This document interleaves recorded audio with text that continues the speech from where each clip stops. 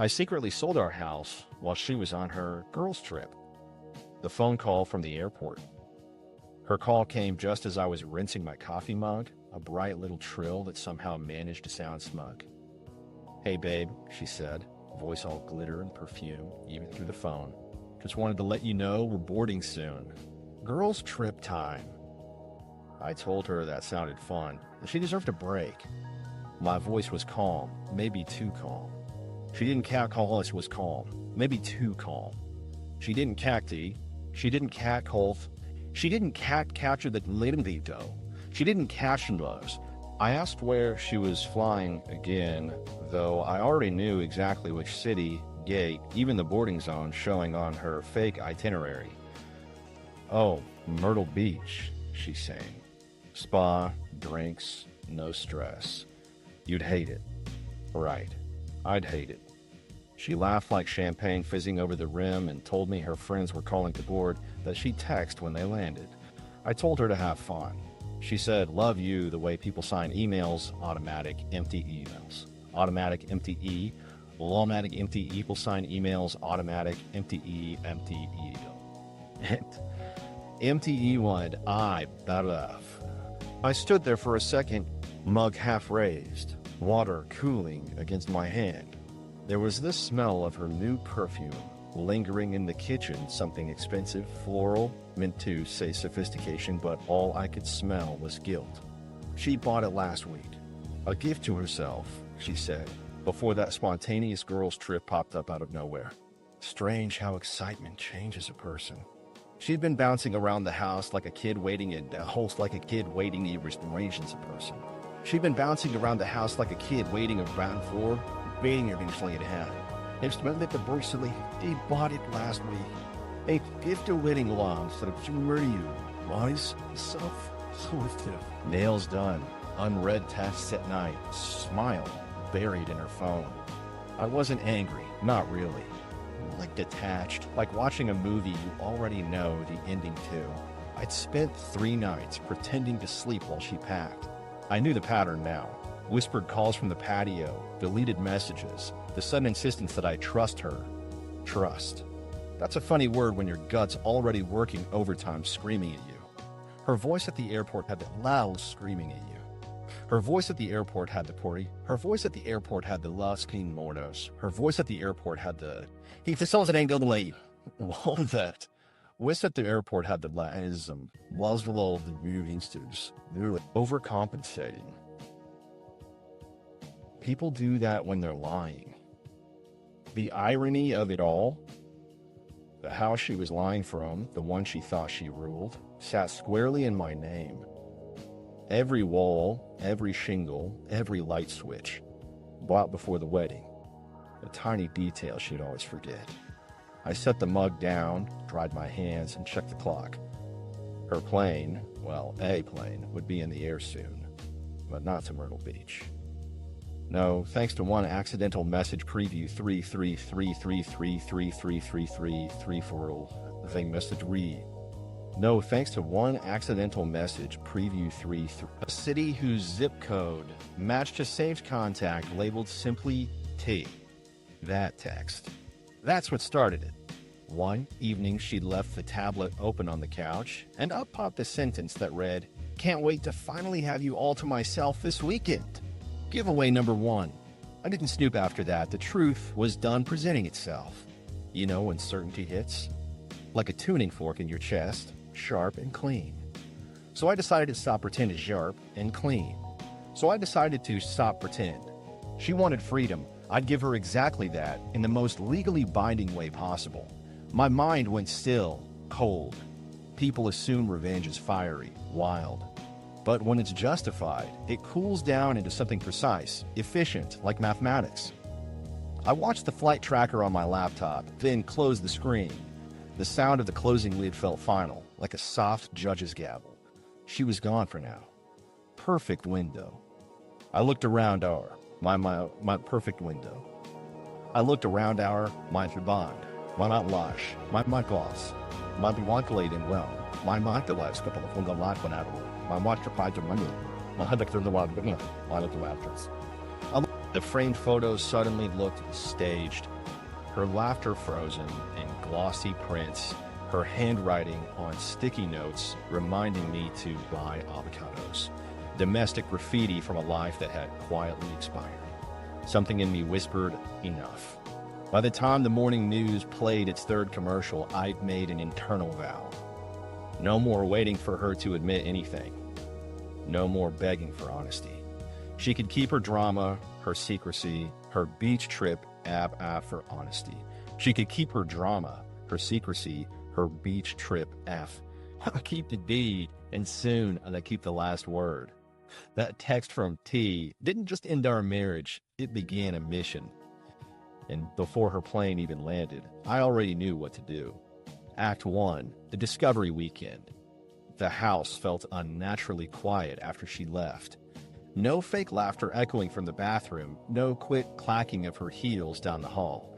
Just the tick of the wall clock and the hum of the refrigerator. All of it humming judgment, judgment, min judgment, the judgment, judgment, judgment. All of it humming judgment, judgment, judgment.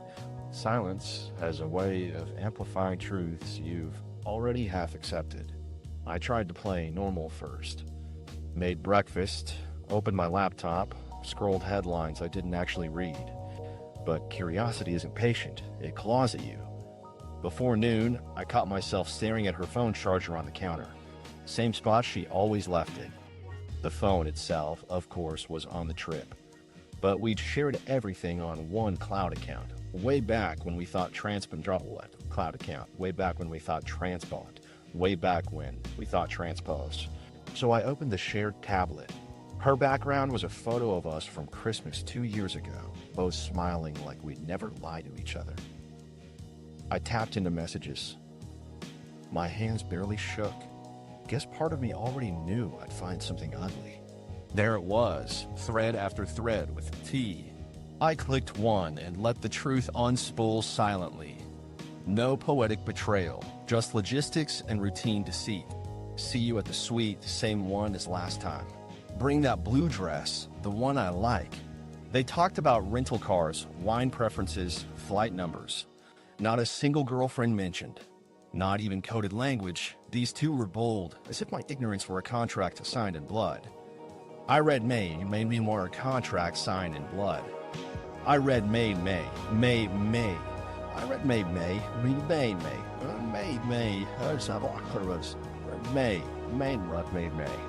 I read May. The hurt had been replaced by a sort of grim professionalism. I scrolled without expression, gathering data like evidence in a case I already won. Her phone calendar even showed an event labeled Spa Retreat, but attached was a secondary email confirmation flight to Denver, hotel booked under her maiden name. Efficiency truly is her love language. I closed the messages and just sat there. The afternoon light hit the living room rug in neat rectangles, making the place look staged. Too perfect, too composed. Somewhere, between the baseboards and the echoes, an idea began forming. If she wanted a new life, maybe I could help her start it, with absolutely nothing tying her to this one. I opened my desk drawer and took out the manila folder labeled House Docs. Mortgage, deed, insurance, all clean, all in my name. She never cared about the details as long as the place looked Instagram ready. While she'd been perfecting aesthetics, I had been perfecting ownership. You could say I'm methodical by nature. I wasn't going to howl or throw things. I'd handle this the way men like me handle betrayal, with signatures, not shouting.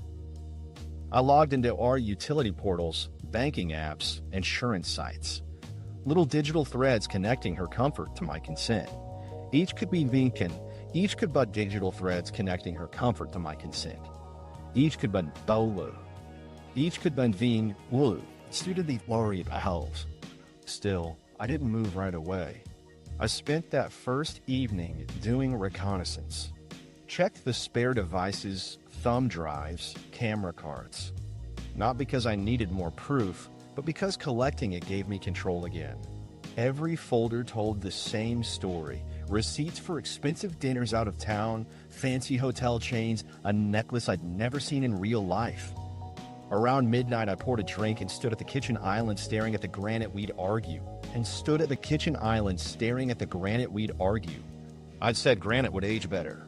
Funny thing, it had. Sleep didn't come, but calm did.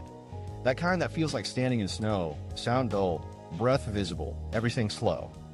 I wasn't plotting yet. Just understanding that the emotional account was overdrawn and I didn't owe her credit anymore. The next morning, the decision clicked in neat sequence. Consult a lawyer, confirm legal rights, list the house. Simple as balancing a budget. When I gave myself 24 hours to be absolutely sure, I walked through each room like a stranger visiting an exhibit titled Happy Marriage.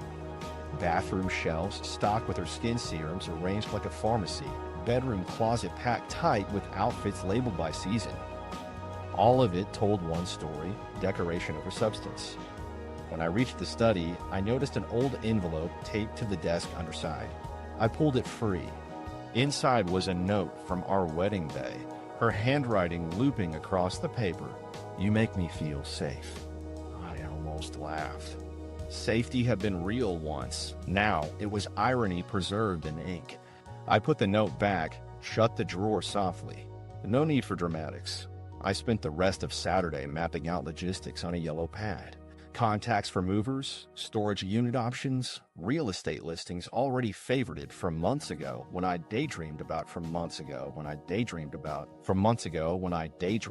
it.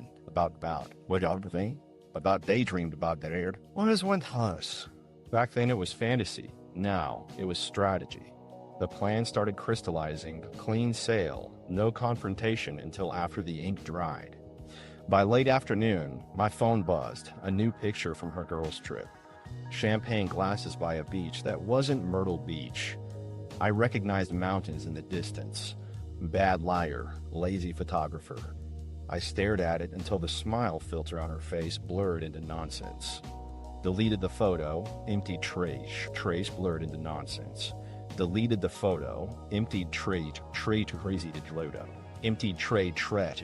I grilled a steak that night and ate it in silence. No candles, no TV. Just the mechanical sound of chewing. Someone might call that pathetic. To me, it was clarity. Every bite reminded me how solvable this entire situation was. Sunday morning arrived bright and smug. I went jogging through the neighborhood, waving to neighbors who still thought we were the perfect couple. It hit me then, the subtle thrill of holding a secret narrative no one else could see.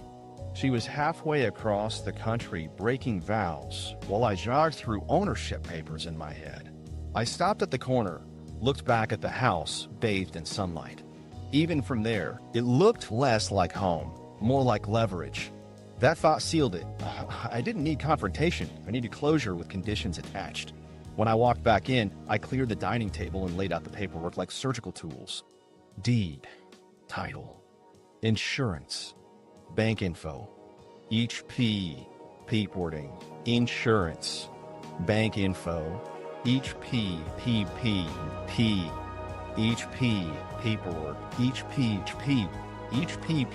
worked like surgical tool. Operation ahead. I let myself feel one last flicker of doubt, just to confirm it was gone. Then I smiled, small and exact. Silence really is the sharpest weapon. She'd spent months perfecting lies, layered in noise. I'd spend the next few weeks perfecting truth delivered in nothing but quiet signatures. By the time Sunday night settled in, I had her betrayal cataloged and my solution outlined. Monday morning, the real work would begin. And when she came home from her not-so-girls trip, she'd find a truth she couldn't delete: the house, her pride, everything engraved in my name, legally gone with her trust. The weekend had started with suspicion. It ended with certainty, cold, disciplined, and undeniable. Act 2, consulting the lawyer. Monday morning hit crisp and gray, a sky that matched the tone of my new purpose. I got up early, dressed like it was any other workday. Pressed shirt, neutral tie, practiced expression that said normal citizen, not a man quietly dismantling his marriage. The thing about acting calm is that people believe it. They want to. By 8:30, I was parked outside Greg's office. Greg had been a poker buddy for years, also a real estate attorney with a habit of drinking bad coffee and keeping secrets for worse people. His text, reply from the night before, come by first thing, I'll make time, had felt like a line in dry sand. The kind you step over when there's no going back. Inside, his office smelled like old folders and burnt espresso. He looked up when I walked in and blinked twice, probably reading the situation in my eyes before I said a word. Morning, he said cautiously. You look like someone who just saw a ghost. Something like that, I repeat blank something like that, I repeat eat red like that, I repeat you with that. And before you ask, no, I haven't killed anyone yet. He chuckled, but the sound faltered. I sat down opposite his desk, unclipped the folder I'd brought, and started laying out documents like cards. Deed, purchase contract, proof of individual ownership. The rhythm of paper hitting would felt therapeutic. Greg leaned forward, scanning the top page. You're thinking about selling? I'm thinking about ending. I paused. The house. The chapter. He frowned. Without her knowledge? Preferably without her presence, I corrected. She's on vacation. An extended version.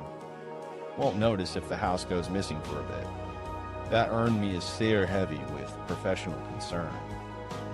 You can't actually sell your own house out from under your wife, he started, then looked again at the paperwork. Wait, this is all in your name. You bought before the marriage?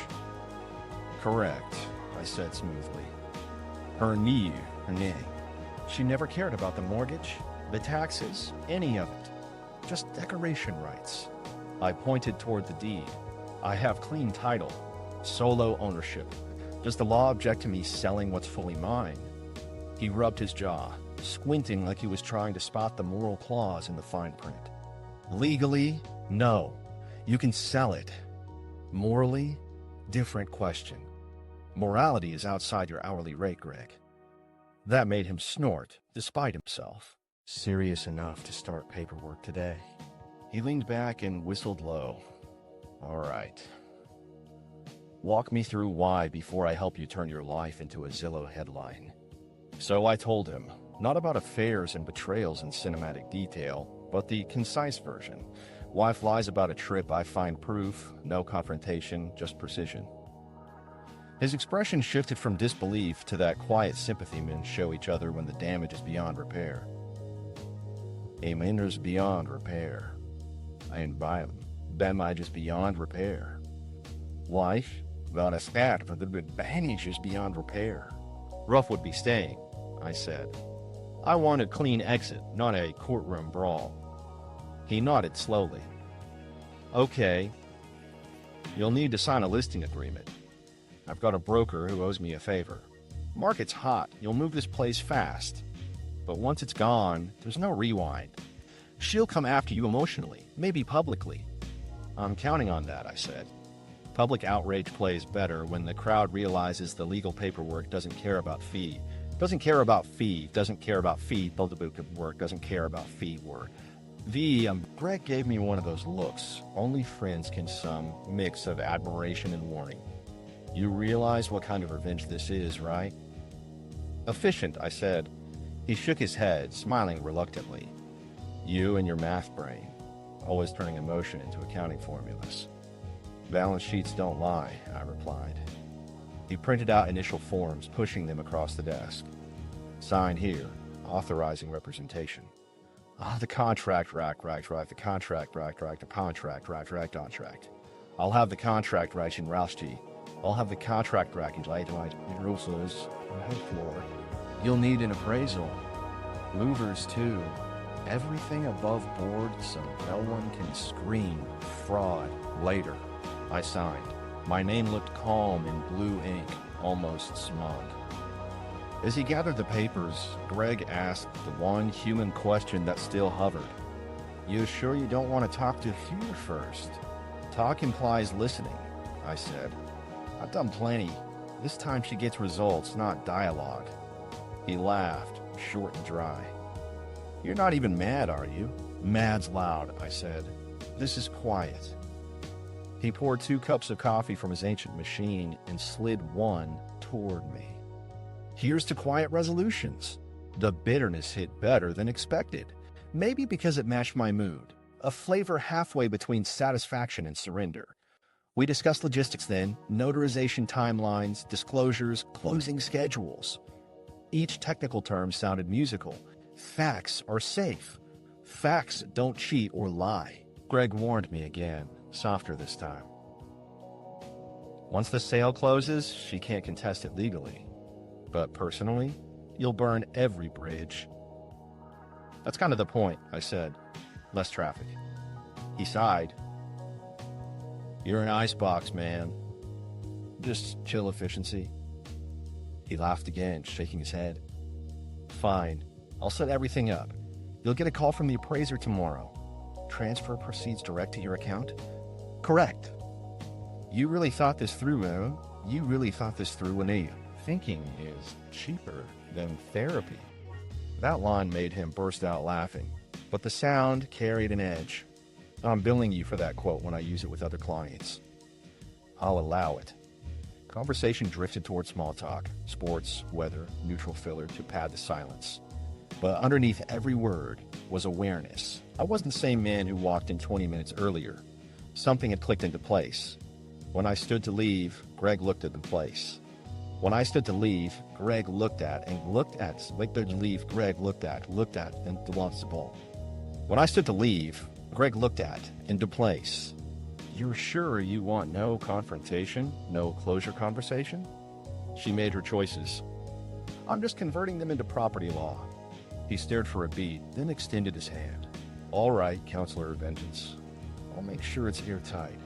Outside, the morning air felt sharper, cleaner. Each inhale tasted like validation. I paused on the sidewalk, phone buzzing with spam, and smiled at how ordinary the world looked while mine pivoted on Invenlow. Back in the car, I checked the dashboard clock, 10:33. By the time she'd be sipping over price lattes in Denver, I had already authorized the sale. It wasn't explosive anger, not even triumph. More like mathematical completion. Proof balanced, equation solved. Driving home, Greg's morning echoed, "This can't be undone." But nothing about it felt like loss, just subtraction. Removing variables that no longer served the formula. When I pulled into the driveway, the house looked different again. Less sentimental, more asset. Sunlight scattered across the windows like a preview of its next owner. Inside, I poured another coffee, sat at the dining table, and stared at the pending sale paperwork. Every line of ink represented something she'd taken for granted. If guilt was supposed to show up, it didn't. Only clarity, precise, and cold. Justice had a signature now, and Justice had a signature now, and it's in. Justice had a signature now, and it was skicking its word based on poignant. And the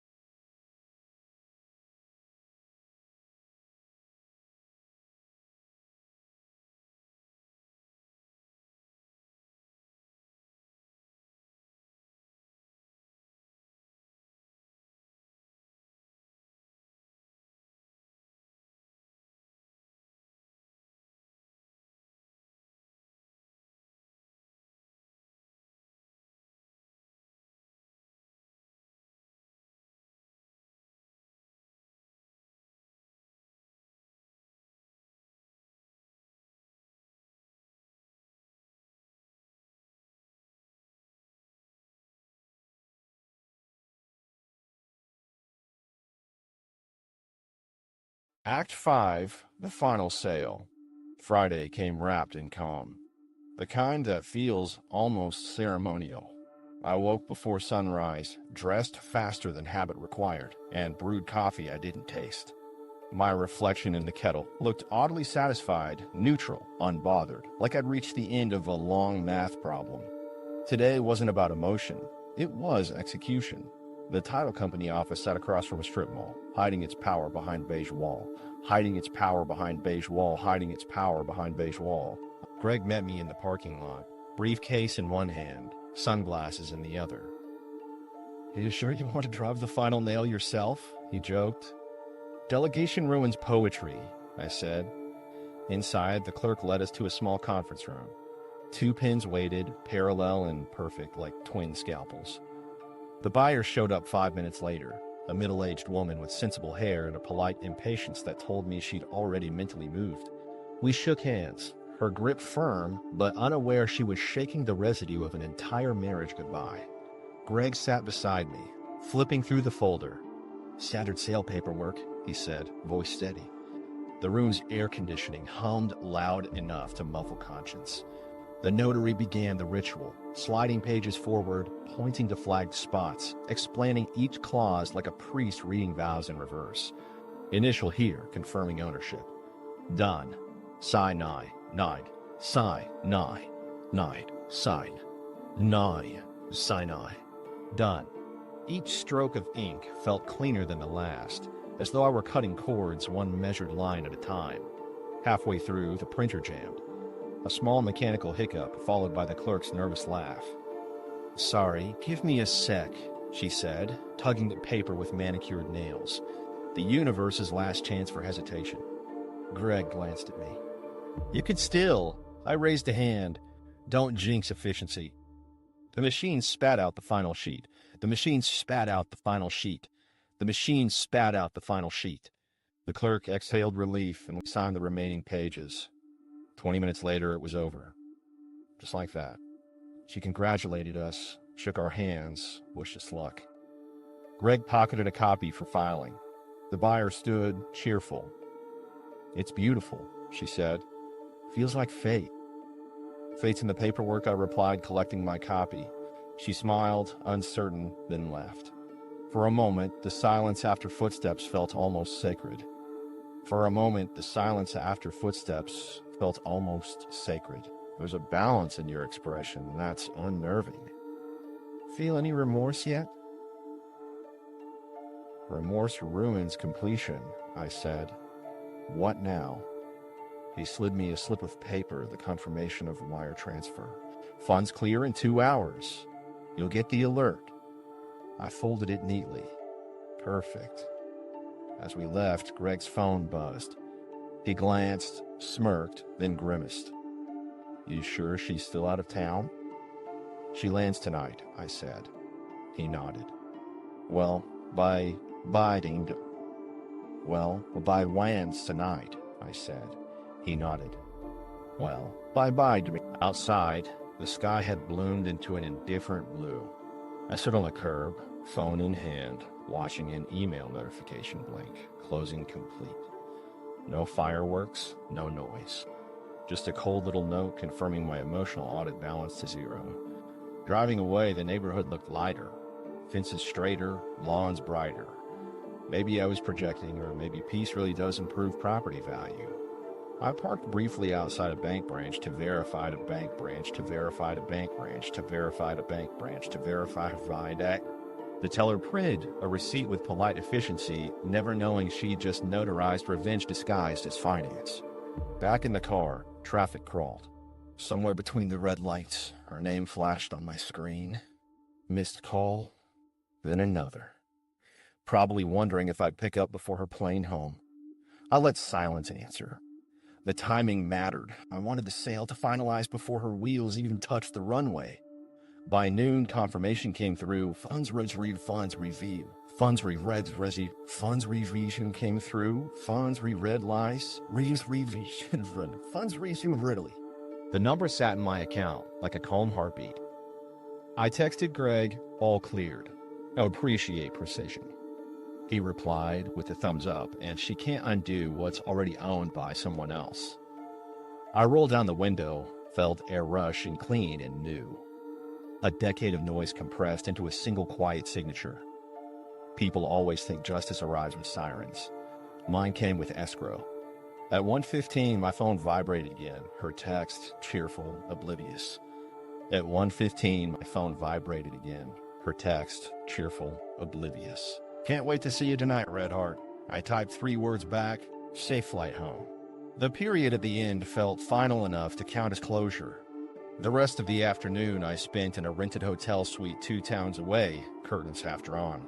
I sat on the bed, scrolling through listing sites, already showing my old house marked sold in bold red font. The photo of our once-staged living room stared back at me, bright and hollow. Below it, the caption read, Clo at the caption read, Clo. Below it, the caption read, Clo b'giu the Clo. Clo, below isolates the Clo tweet. Cloak in red. The irony tasted better than whiskey. I toasted the screen with lukewarm water. Around 3, there was a brief hiccup. Greg called, voice tense. Tiny snag. The courier missed your initials on one page. Warranty deed acknowledgement. Need digital signature. If she contests later, we don't want to crack. I'll sign now, I said, logging into the secure link. The cursor blinked. Beside a small X. I added my name, hit confirm, watched the timestamp appear. Fixed.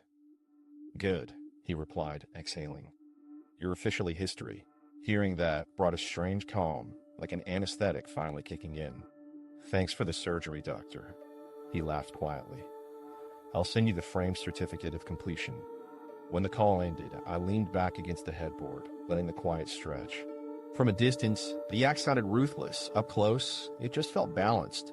She'd gambled secrecy. I'd countered with legality. The difference is, mine came with receipts. Outside, the afternoon light dulled into orange. I checked the tracker app we'd once shared, her flight icon moving steadily east, crossing state lines toward what she still believed was home. The coordinates looked almost poetic. Betrayal inbound, closure outbound. Then came the email from the realtor, closing verified. Keys delivered to new owner. Attached was a photo, the front door, lock changed, a welcome home, mat swapped for the realtor's staging version. That image did more for me than any therapy session could. By the time the clock hit 5, everything material was final. The house no longer existed in my legal orbit. My rapid-fire mind tried to find what came next. There was always a next. There was always a next. There was always a next. There was always a necklet. No debts, no unfinished forms, no conversations owed. Just space. I took a walk outside the hotel, watching traffic bleed gold under the evening sun. People hustled, dogs barked, a busker strummed a clumsy guitar riff. Ordinary life continued, unaware that somewhere a woman would soon unlock what she thought was her door and meet a stranger instead. Back upstairs, I ordered takeout, plain burger, no fries. Ate slow, methodical. Revenge had to do.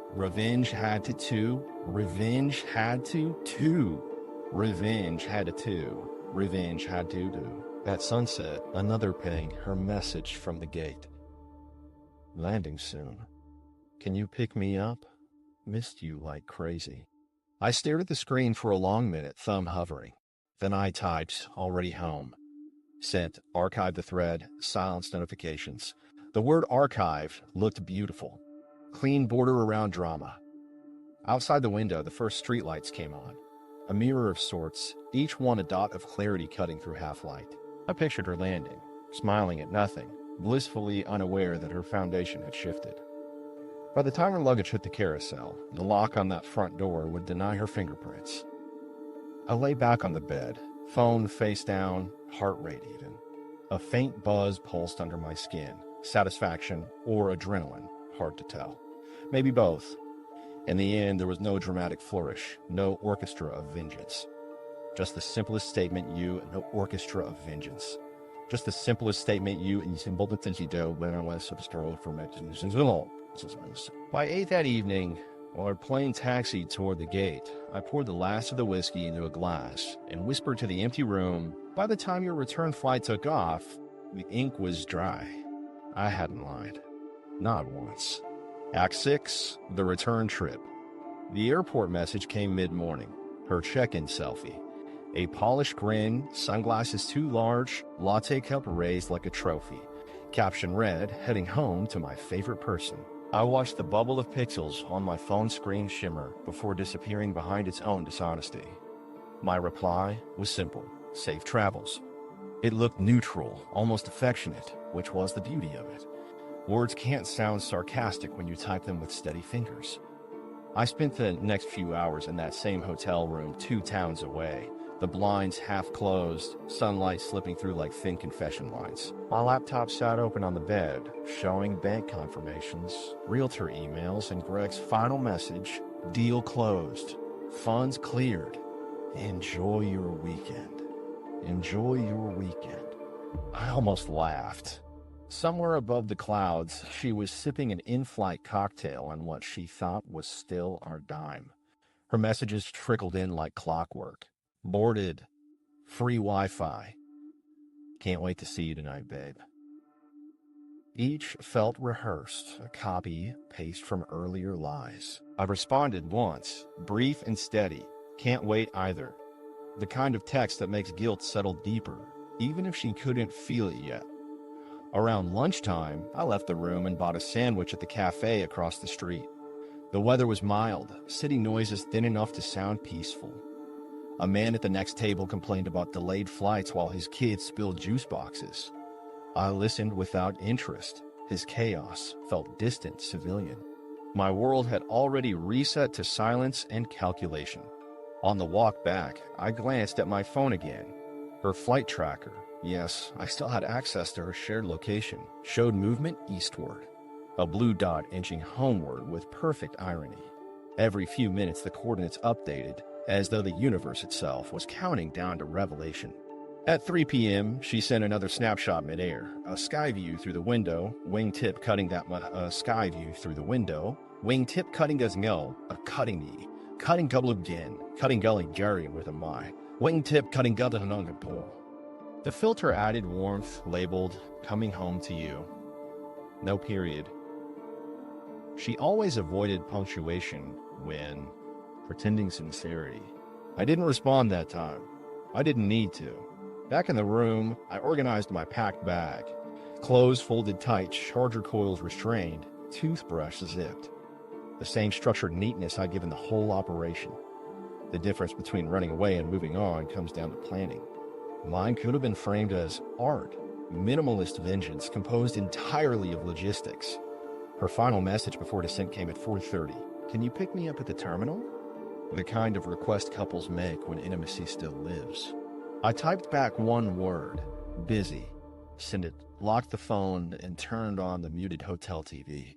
Channel after channel riffled past, news anchors, cooking shows, fake laughter, each sound reminding me of our old kitchen mornings, all noise, no meaning. At 5, I poured a small whiskey and sat by the window. Her plane icon hovered now above the state border, about to drop into the same airport she'd lied from a week earlier. Full circle. Karma measured in flight paths. Eugene triumph might feel loud. It doesn't. It's subtle, spreading like a slow exhale. The satisfaction isn't fireworks, it's the quiet ease of finally holding all the facts while the liar still dances blind. Another ping broke the quiet. Landed. I missed you. I stared at the words. Landed. I missed you. I stared at the words. I stared at the words.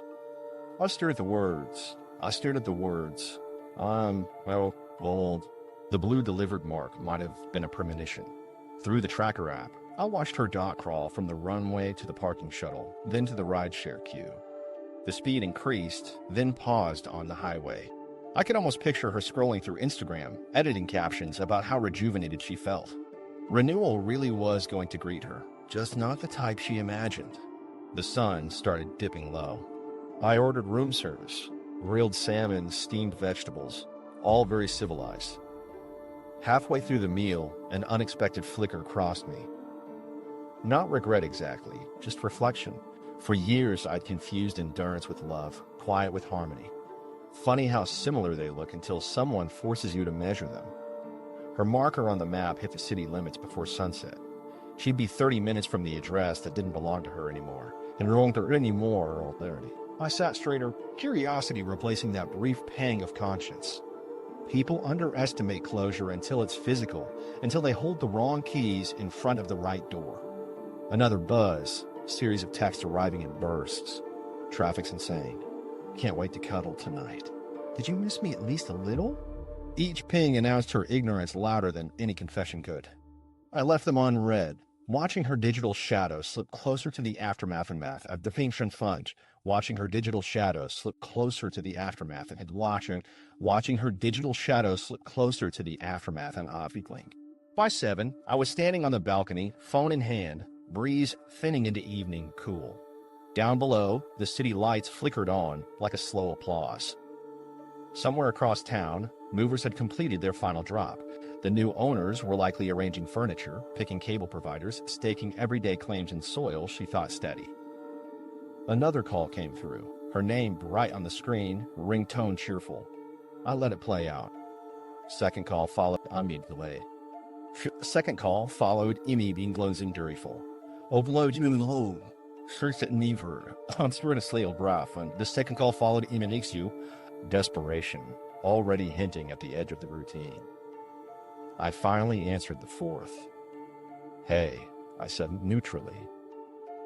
Her voice came bright, sleepy sweet. You're alive. Thought you forgot me.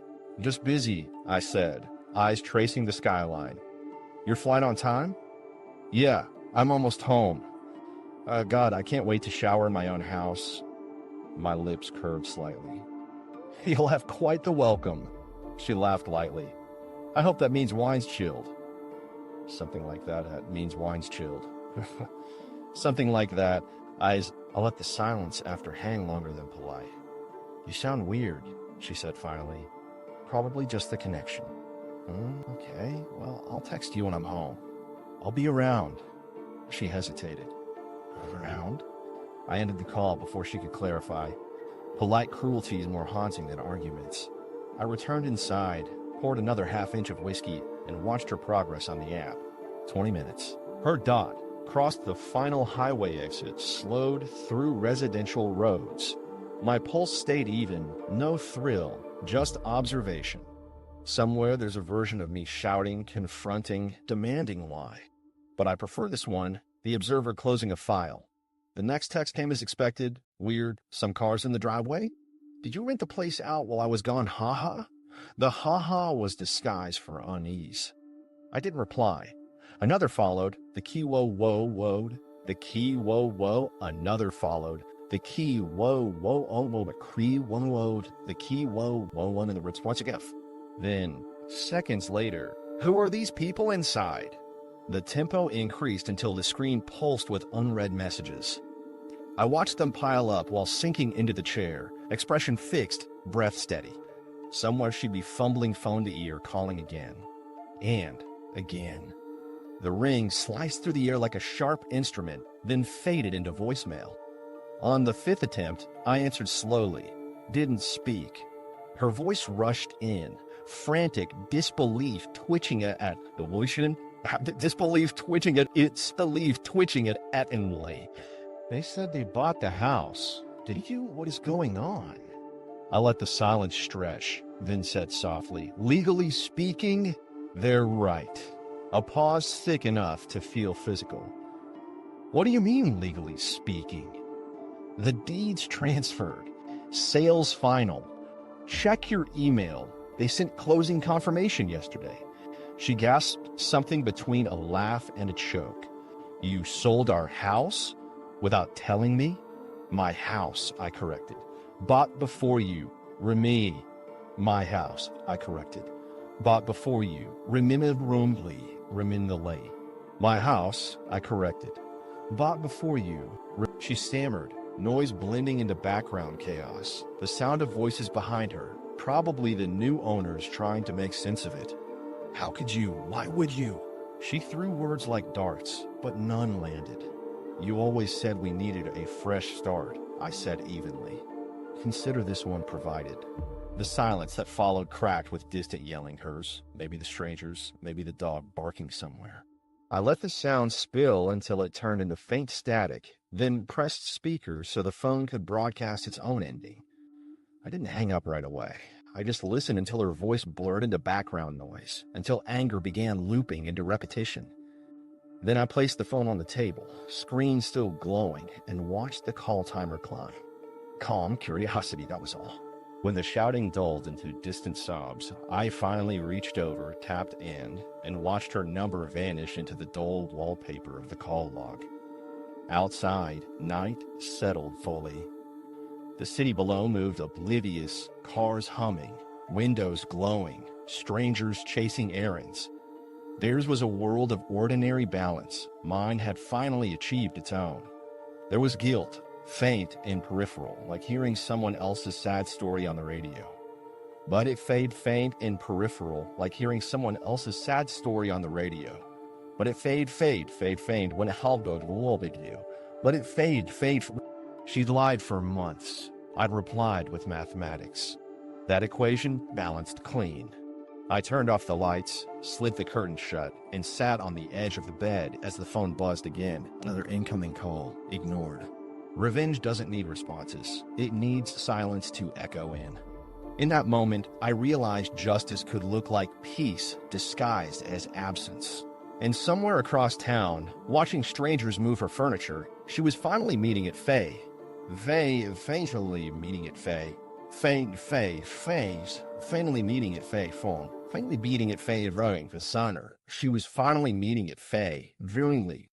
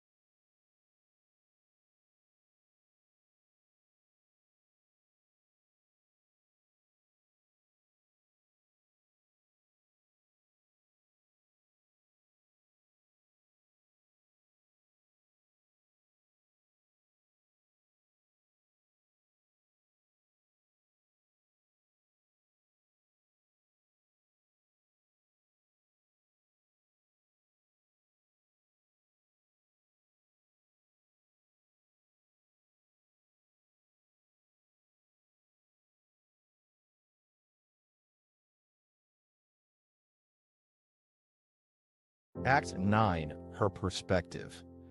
Morning light spills across the rented couch like it's mocking her. Camille, she hates how small her own name sounds now, blinks against it, chest tight from another night of half-sleep. The place smells wrong, someone else's detergent, someone else's routine. She's been here 3 weeks, but still calls it the apartment, never home. Her fingers curl around the mug the landlord left behind, chipped rim scratching her, chipped rim scratching her, chipped rim scratching her. Ew. Across the room, her suitcase, sitting gaping, clothes tangled like proof of a life she can't fold properly anymore. When she first fled that driveway, she thought she'd cry for days. She didn't. She spent the first night staring at the beige ceiling of an airport motel, somewhere between denial and Wi-Fi dead zones. Only when the police confirmed, a few hours later, through the nice new buyers, that the sale had been perfectly legal, did the tears show up. By then, it's been perfectly legal, did the tears show up.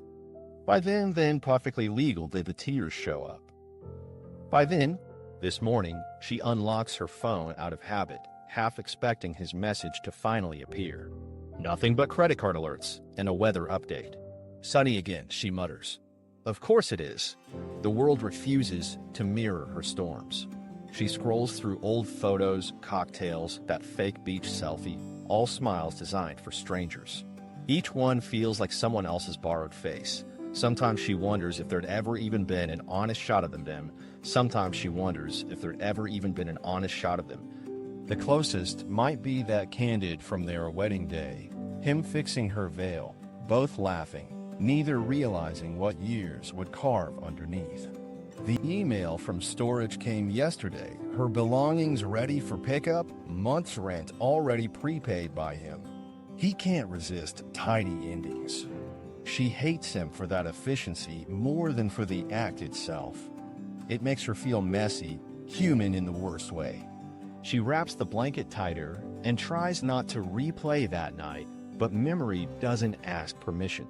She sees herself standing in the driveway, suitcase still buzzing from its wheels, her own reflection ghosting in the stranger's front window. Inside, boxes stacked, new furniture smells, the echo of an unfamiliar child's laughter. The man, blonde, polite, confused, had stepped outside first. Ma'am, we bought this house yesterday. Are you lost? Ist. Are you lost? Ma'am. Are you lost? You bought this house yesterday. Are you lost? His wife lingered behind him, clutching a lamp like a weapon born of courtesy. Camille had laughed, said some nonsense about a mistake, tried the door again just to prove reality wrong. When it didn't budge, denial cracked into noise. She called him until her thumbs ached. The moment he answered, that unbearable calm was worse than shouting. She begged, pleaded, cursed. The neighborhood dogs barked, someone recorded on their phone. And through all of it, hid dog, through all of it, hid in the thurge. And through all of it, hid him whole EM. And through all of it, hid, even when he said fresh start, she could hear him smiling without joy. That smile cut deeper than betrayal ever had. Now, replaying it, she wonders which part she resents more, his silence or her certainty that she'd earned it. The kettle whistles. She doesn't move to stop it, lets it scream like guilt released in metallic form. When she finally lifts it off, the sound dies fast, leaving behind an ache inside her ears. She sets it down. Wisting down, wisting bell, said round or they serve wis it warned wisting, wisting jointly form, wis alfie ord, wis samuted is was sound. She sets it down, wisting down key, she sets it move beside her ears. She sets it down, wis it certain, wis it sound. The words feel ridiculous, even as they leave her mouth. Lies soften with repetition, but this one grows sharper each time. In the afternoon, she walks past neighborhoods pretending she's house hunting. The smell of cut grass hits like memory ambushes. Sunday mornings, his old t-shirt, pancakes she'd ruin on purpose, so he'd take over cooking. She pictures the ring of his laugh, low, surprised, is something she might have kept if she hadn't needed so much much without some of the word hoots. There's a much more, but fundamentally rules surprised. As something she might have kept if she hadn't needed so much mosh eat moves. Mosh and some. ruin so much. That's what the trip was for, a pause, not destruction. She'd even planned to tell him after, to confess carefully, to promise correction. The lie had only lasted a day before opportunity arrived. Cheap airfare, familiar temptation. The affair wasn't love, just validation she hadn't found in quiet rooms. Still, she didn't expect consequence so clean it felt surgical. The way he'd used her own absence as permission, like an accountant, okay. That's what burns most, not the loss, but the precision. He hadn't reacted, hadn't shouted, hadn't broken anything he couldn't later itemize. She remembers that even now, his tone on the phone at the end, detached, almost kind. She spends evenings drafting messages she never sends. Some start angry, some pleading, some clever. The cursor blinks accusingly until she gives up. One draft reads, "You win," but she deletes it first. One draft reads, "You win," but she deletes it first. Winning implies a game, and right now she can't tell when she started playing. Yesterday's lawyer sent another envelope, final statement, balance transfer details, tax forms, business language where love used to live. She held the pages long enough for her palms to sweat through the paper, then shredded them. The sound was satisfying, but empty. Tonight, she forces herself to shower, drags on jeans too loose from skipped meals, and stands before a fog mirror. The reflection doesn't cooperate.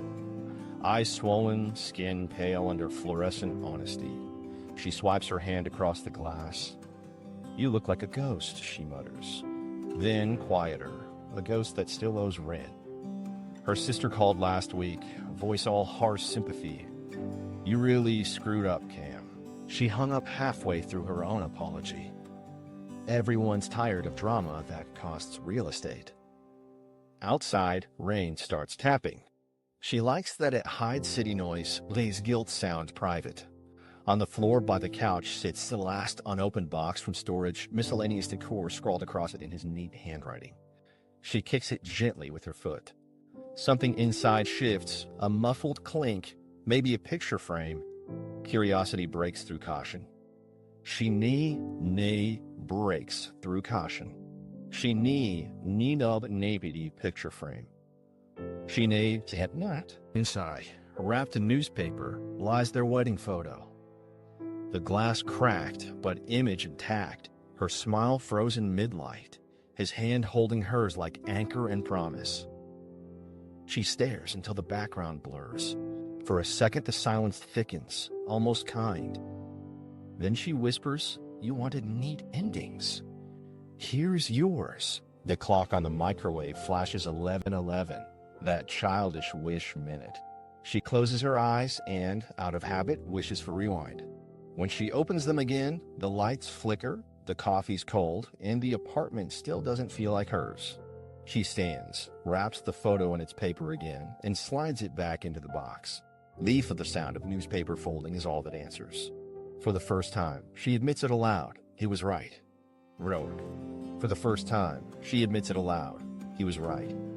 She walks to the window, stares down at the wet street where neon signs shimmer against puddles. People move in pairs, sharing umbrellas. She's never looked more singular. Her phone lights again on the table. Another alert from some automated bank message. Not him. Never him. She doesn't pick it up. The silence has finally learned her name. Against that quiet, she breathes one last sentence meant for no ears but the walls. I thought I knew coldness, but the walls. The hum of the refrigerator answers steady and indifferent. The quiet victory. I never expected victory to sound like silence, but it does. Some nights, I sit by the window in my new place, city hum low outside, pulse quieter still, and realize the world didn't flinch when I erased an address. That's how justice moves, imperceptibly, one signature at a time. My reflection in the glass looks nothing like the man who once begged for honesty, praying for honesty at once begged for honesty, aid for honesty, like Hana. I never expressed what you read honesty on the next day who once begged for honesty. He's leaner, lighter, a blueprint redrawn without hesitation. I've relearned small things. The hiss of the kettle means morning now, not argument.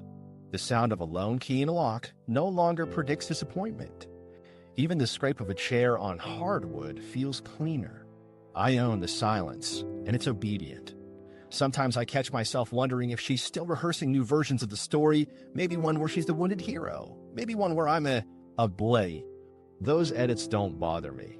Every liar's favorite hobby is rewriting context. I prefer documentation. Facts don't need sympathy. Friends still whisper about what I did, some calling it poetic, others cruel. I don't correct them. Both can coexist. Cruelty is simply precision without apology. The law agreed with my version, and that's enough consensus for a lifetime. Life in the studio grew predictably simple. Work, gym, quiet evenings, nothing extravagant. Peace scales best when kept minimal. Every paycheck lands directly where it should, untied to anyone else's chaos. I've become fluent in Solitude's grammar, predictable verbs, no mixed metaphors, just consistency. Once, last week, Greg invited me to poker again. I went, played 2 hands, won one round so clean they accused me of psychic reading. Maybe I am. Just good at spotting just good at spotting a greeting. Maybe I am. Just good at spotting a pen. Betrayal sharpens that sense better than practice. When the laughter grew too loud, I excused myself. Noise now feels like debt I already paid off. Walking home afterward, city lights spilled across wet pavement, reflections trembling like my former ambitions. I thought about the old house, its walls repainted by strangers, its garden trimmed by hands that never held my marriage. The idea didn't sting. Ownership had always been temporary. I just always been temporary. I just always been temporary. I just always in the bookgate. The ownership had always been temporary. I just always will you. People ask if I'd do it again. I tell them justice isn't a habit. It's a single clean motion. You don't carve the same stone twice. Still, every equation needs confirmation. Sometimes that arrives as quiet sleep, sometimes as absence of emails, sometimes as a memory that no longer hurts. Mine arrived last night. I dreamed of the house, not the betrayal version, but the empty one. Sunlight stretching symmetrical across the bare floor. No voice, no perfume, no unfinished conversations. Just architecture waiting for reinvention. I woke smiling, not because of revenge, but finality. There's power in closure delivered without witnesses. Maybe someday she'll rebuild elsewhere, call another set of walls home. Maybe she'll even forgive me under the wrong assumption that forgiveness restores equality. I won't argue. The ledger closed long ago, every line balanced. My only curiosity left concerns what her silence sounds like now. I imagine it resembles mine, measured, stable, colder than regret, but warmer than chaos. I finish my coffee, rinse the cup. The city beyond the window hums like an obedient accomplice, indifferent yet affirming. I whisper, mostly to myself, some houses aren't homes. Some are lessons with walls. The phrase sits right, like the final line of a successful equation. If you'd have done the same, let me know below. And for stories where mistakes meet their paperwork, subscribe for more. Justice sounds better when it's quiet.